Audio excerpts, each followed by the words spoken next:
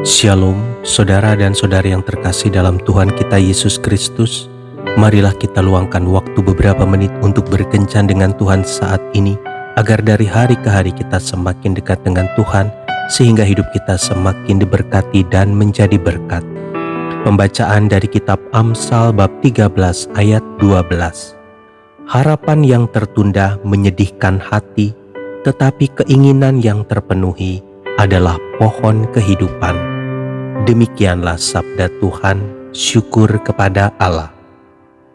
Saudara dan saudari yang terkasih dalam Tuhan kita Yesus Kristus, Wilma Glodian Rudolph dilahirkan pada tanggal 23 Juni 1940 dalam keluarga yang sangat miskin. Ia anak ke-20 dari 22 bersaudara. Ayahnya bekerja sebagai kuli angkut barang di perusahaan kereta api, sedangkan sang ibu bekerja sebagai tukang masak dan pencuci baju. Saat berusia 4 tahun, Wilma mengalami radang paru-paru disertai demam tinggi, menyebabkan kakinya mengalami kelumpuhan karena polio. Dokter menyatakan bahwa selamanya ia tidak akan pernah berjalan lagi. Untuk itu kedua kakinya harus menggunakan tongkat. Lama-kelamaan kakinya terlihat semakin mengecil. Namun Wilma tidak pernah menyerah dengan keadaannya.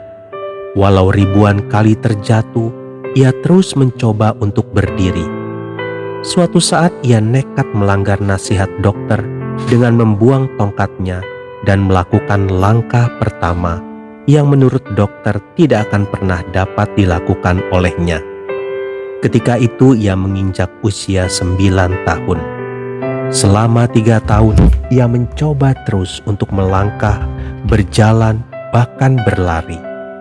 Dan pada saat usianya 13 tahun, ia mengikuti perlombaan lari untuk pertama kali. Namun ia kalah. Meski demikian Wilma tidak putus asa. Sejak saat itu ia terus mengikuti pertandingan di ratusan lomba lari, dan ratusan kali pula ia mengalami kekalahan.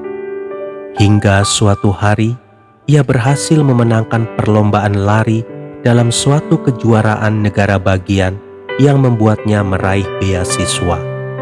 Kemudian ia bertemu dengan seorang pelatih atletik bernama Ed Temple. Di bawah bimbingan Ed, Wilma terus melatih fisiknya, mengatasi berbagai rintangan, mengikuti lebih banyak lagi perlombaan lari, terus melaju hingga sejarah mencatatnya sebagai seorang pemenang. Ia telah memenangkan 3 medali emas di lintasan lari 100, 200 meter, dan estafet 400 meter. Saudara dan saudari yang terkasih dalam Tuhan kita Yesus Kristus, ketika membaca kisah Wilma, mustahil rasanya mempercayai bahwa seorang yang tadinya divonis tidak dapat berjalan untuk selamanya, namun mengukir sejarah dengan prestasi gemilang. Wilma mampu membuktikan kepada dunia bahwa situasi dan kondisi seperti apapun tidak mampu menghentikan langkahnya dalam mewujudkan impiannya. Saudara dan saudari yang terkasih dalam Tuhan kita Yesus Kristus, sudahkah kita berusaha keras seperti Wilma di dalam mewujudkan impiannya? Jangan biarkan impian kita terkungkung di dalam memori tanpa aksi. Walau sering terjatuh, teruslah berlari sampai langkah terhenti di garis finish. Jatuh bukanlah tanda kegagalan.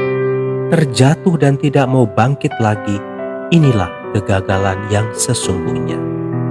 Tetaplah semangat, Tuhan Yesus memberkati.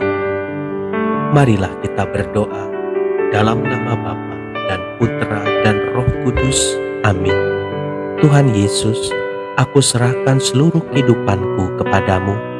Kuatkan dan hiburlah hatiku, agar aku mampu mewujudkan impianku. Amin. Dalam nama Bapa dan Putra dan Roh Kudus. Amin.